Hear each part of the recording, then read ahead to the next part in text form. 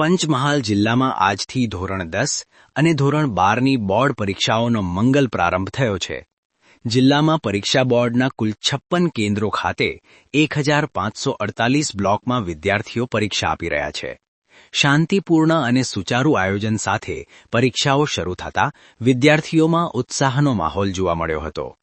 ધોરણ 10 માટે જિલ્લામાં 34 પરીક્ષા કેન્દ્રો નિર્ધારિત કરવામાં આવ્યા છે, જ્યાં કુલ 27,741 વિદ્યાર્થીઓ પરીક્ષા આપી રહ્યા છે.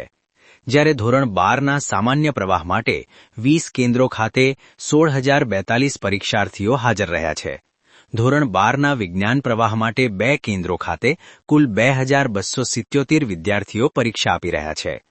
ધોરણ 10ના પરીક્ષાર્થીઓનું વિવિધ પરીક્ષા કેન્દ્રોએ કુમકુમ તિલક અને પુષ્પોથી સ્વાગત કરવામાં આવ્યું હતું, જેને કારણે વિદ્યાર્થીઓમાં આત્મવિશ્વાસ અને આનંદનો માહોલ સર્જાયો હતો.